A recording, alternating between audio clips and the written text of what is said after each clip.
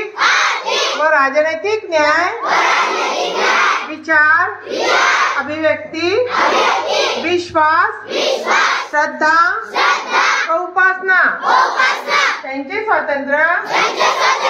दर्जाची व संधीची समानता निश्चितपणे प्राप्त करून देण्याचा आणि त्या सर्वांमध्ये व्यक्तीची प्रतिष्ठा व राष्ट्राची एकता